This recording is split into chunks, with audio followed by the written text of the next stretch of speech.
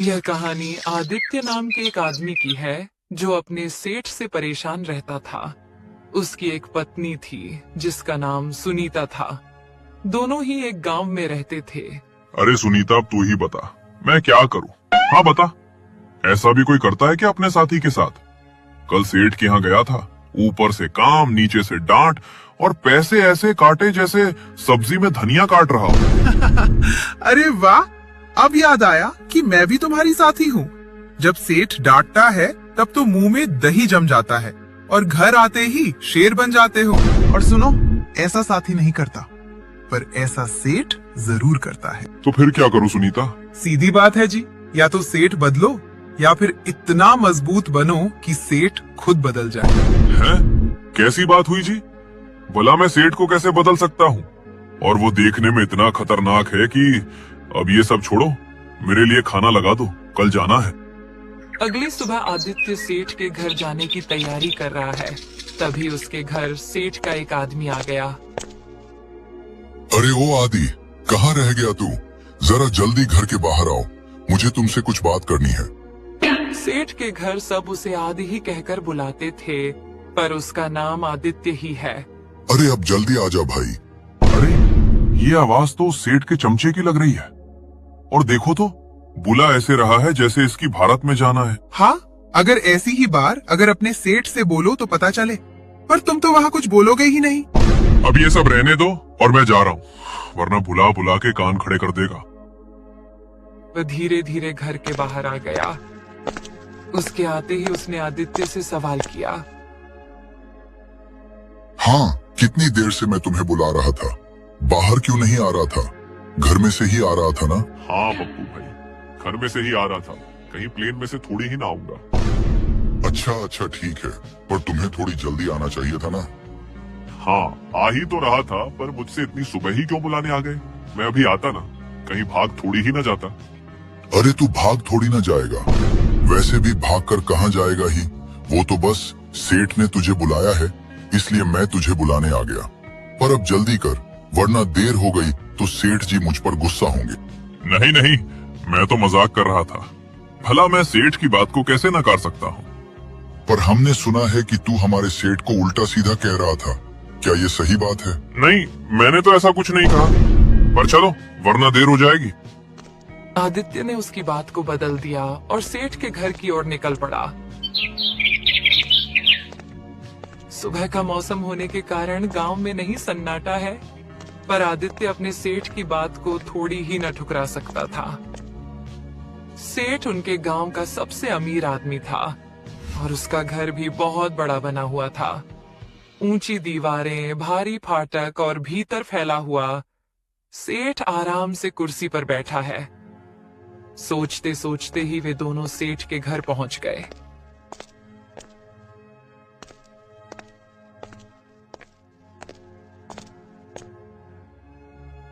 अरे आओ आदि, कहाँ रह गया था तू?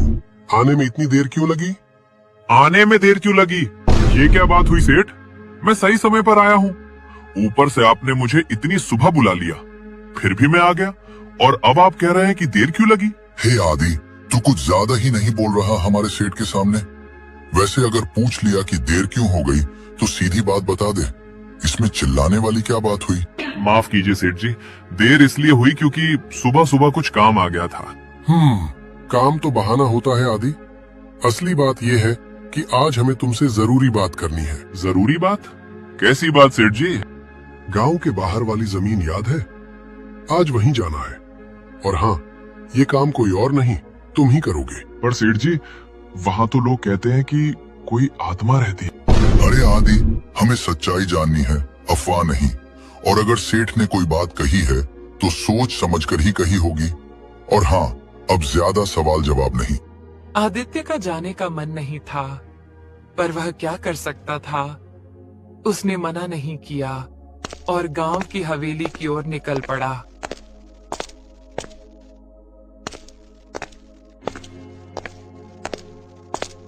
देखा सेठ जी, आपसे कितनी बदतमीजी से बात कर रहा था। अच्छा हुआ आपने उसे उस खंडहर हवेली पर भेज दिया, और देखिए वो चला भी गया। नहीं पप्पू, मैंने उसे कोई सजा थोड़ी ही दी है। मैं तो बस उससे अपना काम करवाना चाहता हूँ। लेकिन अब उसे पता चलेगा कि डर क्या होता है। बहुत बहादुर बनता है ना। उधर आदित्य उस खंडहर हवेली की ओर निकल चुका था। उसका वहां जाने का मन बिल्कुल नहीं कर रहा था। तभी रास्ते में उसे गुड्डू मिल गया। अरे क्या हुआ आदित्य भाई, इतनी हड़बड़ी में क्यों हो? कहाँ जा रहे हो? कहीं खाने का प्लान तो नहीं है तो बताओ, मैं भी तुम्हारे साथ चलूं। अरे गुड्डू यार, तुझे तो हमेशा खाने की ही पड़ी रहती है। पर मैं तुझे क्या बताऊं, तू तो मेरे सेठ को जानता ही है, कहाँ कहाँ भेजता रहता है। यार तेरी बात सही है, पर ये तो तेरे लिए बढ़िया ही है ना। जहाँ जहाँ भेजता होगा तुझे घूमने को मिल जाता होगा, है ना? सही कहा ना मैंने? और वैसे भी तुझे घूमना तो बहुत पसंद है, फिर क्यों तू परेशान हो रहा है? तुझे तो खुश होना चाहिए। गुड्डू उसकी बात को पूरा सुने बिना ही बोलता जा रहा था। अरे यार तेरी बात सही है, पर तुझे पता है वो मुझे कहाँ कहाँ भेजता रहता है? वो मुझे डरावनी जगहों पर भेजता रहता है, और आज भी गांव के पास वाले उस खंडहर में जा रहा हूँ, वही भेजा है मुझे। क्या वो तुझे ऐसी जगहों पर भेजते हैं? और लोग तो कहते हैं कि वहाँ कोई आत्मा रहती है। हाँ हाँ पता है यार, पर अब क्या करूं? कहा है तो जाना पड़ेगा, वरना चिल्लाएगा, और ऊपर से उसका चमचा भी उल्टा सीधा सुनाएगा। पर वो तुझे ऐसी जगह पर क्यों भेजता है? बस ये जानने के लिए कि ये सब बातें सच हैं या अफवाह। क्या कोई इतना पागल भी होता है क्या? भला नहीं, तुझे तो उसका कुछ करना ही पड़ेगा। पर मैं क्या करूं गुड्डू? तुम मेरे साथ चलो, बताता हूँ। आदित्य उसके साथ निकल गया, पर उसे नहीं पता था कि वह उसे कहां ले जा रहा है। जहां पर वे लोग खड़े थे, वहां से गुड्डू उन्हें बहुत दूर तक ले आया। पर आदित्य को उसके सेठ की बात बार बार याद आ रही थी, जो सेठ ने आदित्य से कही थी। अरे गुड्डू भाई, तुम इतनी देर से मुझे कहाँ ले जा रहे हो? मुझे कुछ बताओगे भी या फिर ऐसे ही चलते रहोगे? मुझे तो उसकी कही हुई बात याद आ रही है। अगर देख लिया तो गड़बड़ हो जाएगी कि मैं उसका काम छोड़कर कहीं और जा रहा हूँ, और ऊपर से उसके आदमी भी देख सकते हैं। तुम चिंता मत करो आदित्य, मैं तुम्हें एक बाबा के पास ले जा रहा हूँ। वही तुम्हारे इस सेठ को सही कर सकता है। कुछ देर बाद वे दोनों उस बाबा के पास पहुंच गए, जहां बाबा बैठे हुए थे और उनके आसपास बच्चे बैठकर खेल रहे थे। आदित्य, यही वो बाबा हैं जिनके पास मैं तुम्हें लाने की बात कर रहा था। और देखो कितनी शांति से बैठे हैं। और हाँ, जो भी ये पूछे तुम बस इन्हें बता देना। पर क्या गुड्डू, मैं इन्हें क्या बताऊं? मुझे कुछ बताओ तो, तभी तो इन्हें बताऊंगा। तभी बाबा ने आदित्य से पूछा, क्या हुआ बच्चा, तुम क्या बातें कर रहे हो? मुझे सब कुछ बताओ, तभी तो मैं तुम्हारी समस्या का हल बता पाऊंगा। बाबा, अब मैं आपको क्या बताऊं? मेरे सेठ मुझे बहुत परेशान करते हैं, और उनका चमचा भी, और ऊपर से सुबह सुबह बुलाने आ जाते हैं, जबकि सुबह में कोई कहीं जाता ही नहीं। हाँ बाबा, आदित्य सही कह रहा है। ये तो मैं भी नहीं जानता था, लेकिन जब आदित्य ने बताया तब मैं हैरान रह गया। पर तुम इतने हैरान क्यों हो गए? इसमें हैरानी की बात ही क्या है? ये तो बस एक छोटी सी समस्या है जो जल्द ही ठीक हो जाएगी। हैरानी की बात क्या है? पर बाबा, वे आदित्य को डरावनी जगहों पर भेजते हैं, और आज भी उसे वहीं भेजा है। अच्छा, तो ये बात है। मैं इसे ठीक कर सकता हूँ बच्चा, लेकिन तुम्हें उसका नाम बताना होगा, ताकि अगर मैं कभी उससे मिलूं तो जान सकूं कि वो सच में कैसा है। क्योंकि सच को जानना बहुत जरूरी है। बाद में पता चले कि वो गलती से तुम्हारे साथ ऐसा कर रहा है या फिर जानबूझकर तुम्हें परेशान करता है। पर बाबा, आप ऐसा कैसे कह सकते हैं कि सब कुछ ठीक हो जाएगा? वो सच में ही मुझे परेशान करता है। लेकिन बाबा, आपको जो भी करना है क्या आप जल्दी कर सकते हैं? क्योंकि मुझे उस खंडर हवेली में जरूर जाना पड़ेगा। ओल्ड मैन, अच्छा ठीक है बच्चा, मैं जल्दी ही कुछ करता हूँ। और आज तुम जाओ, तुम्हें कुछ नहीं होगा। फिर देखना आगे क्या होता है। और हाँ, जब वह तुमसे कोई काम कहे तो कहना, ठीक है अभी करता हूँ, और फिर उस काम को तुरंत कर देना। ये कहते ही बाबा ने कुछ मंत्र पढ़े। ठीक है बाबा जी, मैं आपकी बात का ध्यान रखूंगा। पर क्या मैं अब उस खंडर हवेली पर जा सकता हूँ? मुझे कुछ होगा तो नहीं? कुछ नहीं होगा, और अगर ज्यादा डर लगे तो तुम गुड्डू को भी साथ ले जाना। इससे तुम्हारा डर कम हो जाएगा और काम भी हो जाएगा। लेकिन मेरी बात का ध्यान रखना। यह कहकर आदित्य और गुड्डू बाबा से प्रणाम करके उस खंडहर हवेली की ओर निकल गए। गुड्डू साथ था, इसलिए आदित्य को अब ज्यादा डर नहीं लग रहा था। वह हवेली देखने में भयानक और डरावनी है, पर आदित्य इससे नहीं डरता क्योंकि उसे बाबा पर पूरा भरोसा है। पर उस हवेली का आकार देखकर वे हैरान हो गए। फिर आदित्य ने गुड्डू से कहा, अरे गुड्डू भाई, ये देखो, यही वो हवेली है जहाँ उस सेठ ने मुझे भेजा है। पर अब मुझे डर नहीं लग रहा क्योंकि तुम मेरे साथ हो। पर यार, तुम ऐसा कैसे कह सकते हो कि मैं तुम्हारे साथ हूँ तो तुम्हें डर नहीं लग रहा? मैं कोई बाबा थोड़ी ही ना हूँ। नहीं गुड्डू भाई, मैं ये नहीं कह रहा कि तुम बाबा हो। अरे मैं तो इसलिए नहीं डर रहा हूँ क्योंकि हम पर बाबा का आशीर्वाद है। उससे मेरे डर तो खत्म हो गए हैं और अब तुम भी डरो मत। ठीक है भाई, बाबा का आशीर्वाद है, पर हवेली तो सच में डरावनी लग रही है। क्या कहते हो, हमें इस हवेली के अंदर जाना चाहिए या नहीं? हाँ, बिल्कुल जाना चाहिए। बाबा का आशीर्वाद हमारे साथ है। चलो अब हम इसके अंदर चलते हैं और इसका राज जानते हैं। फिर वे दोनों उस खंडहर हवेली के अंदर आ गए, लेकिन जो उन्होंने देखा उससे वे डरे नहीं, क्योंकि जो हवेली बाहर से खंडहर दिख रही थी वह अंदर से इतनी अच्छी और सुंदर है। अरे आदित्य, हम उसी खंडहर हवेली के अंदर ही है ना? मुझे तो लग रहा है हम कहीं और आ गए हैं क्या? हाँ यार, मैं भी यही सोच रहा हूँ। जो हवेली बाहर से इतनी खंडहर दिख रही थी वो अंदर से इतनी सुंदर है। पर यार, ये बिस्तर पर कौन सोया हुआ है?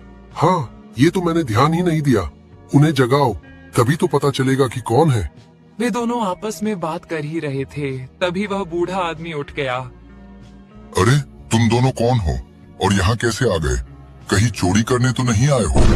पहले वे डर गए, फिर आदित्य ने कहा, नहीं नहीं काका, हम यहाँ कोई चोरी करने नहीं आए हैं। हम तो यहाँ बस ये जानने आए हैं कि यहाँ कोई आत्मा तो नहीं है। आप हमें गलत समझ रहे हैं। अच्छा ठीक है, पर तुम यहाँ ये सब जानने क्यों आए हो? यहाँ तो कोई आत्मा नहीं रहती है।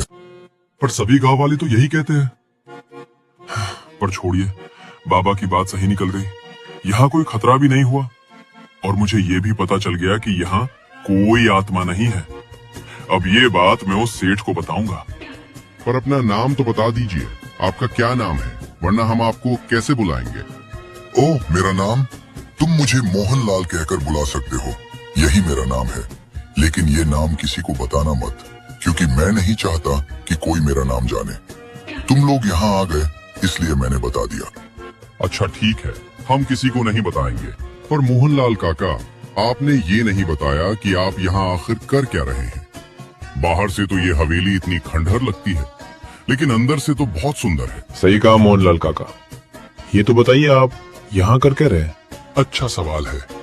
मैं यहाँ किनारे की जो खेती है उस खेत की देखभाल करता हूँ, लेकिन मैं हमेशा यहाँ थोड़ी ही रहता हूँ। जब तक मेरा काम रहता है तब तक ही यहाँ रुकता हूँ। और रही इस हवेली की बात, तो यहाँ कोई रहता नहीं, इसलिए बाहर से ये खंडहर जैसी दिखती है, लेकिन अंदर से मैंने इसे ठीक और अच्छा करके रखा है। तो मोहनलाल काका, अब मैं और आदित्य जा रहे हैं, क्योंकि जिस काम से हम आए थे वो पूरा हो गया है। क्यों आदित्य, चलें? हाँ चलते हैं। तो काका, हम जा रहे हैं। आपसे मिलकर हमें अच्छा लगा। हाँ चलो, मैं तुम्हें थोड़ा बाहर तक छोड़ आता हूँ। और मुझे भी तुम दोनों से मिलकर अच्छा लगा, वरना यहाँ कोई आता ही नहीं है। ये कहकर वे सभी उस हवेली से बाहर जाने लगे।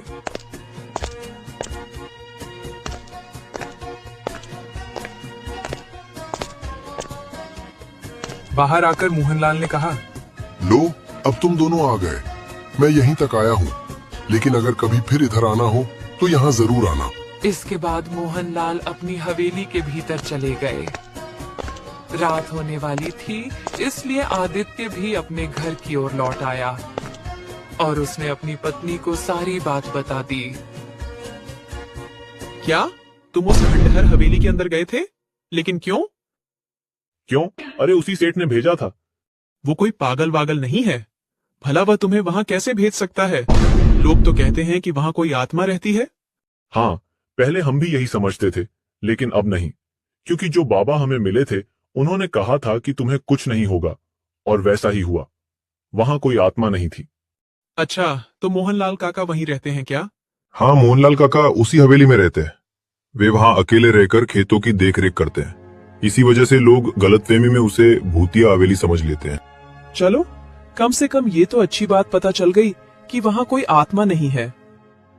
रात होने वाली थी, इसलिए सभी लोग खाना खाकर सोने की तैयारी करने लगे। अगली सुबह आदित्य बिना किसी के बुलाए ही सेठ के घर की ओर निकल पड़ा। रास्ता पूरी तरह सुनसान था, क्योंकि अभी भोर ही हुई थी। कुछ देर बाद आदित्य सेठ के घर पहुंच गया। उसी ओर से पप्पू आता दिखाई दिया।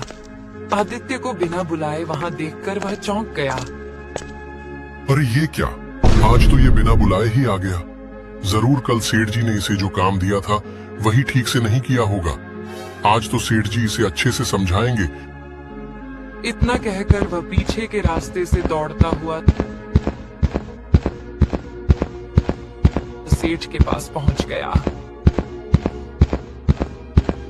अरे क्या हुआ, तू इतनी तेज भागकर क्यों आ रहा था? क्या कोई शेर देख लिया क्या? अरे नहीं सेठ जी, मैंने जो देखा वो आप भी नहीं मानोगे। वो आदित्य बिना किसी के बुलाए ही आ रहा है। लगता है कल इसे आपका काम नहीं किया, इसलिए इसे अच्छे से समझाना पड़ेगा। तभी वहां आदित्य पहुंच गया। उसके आते ही सेठ ने सवाल किया।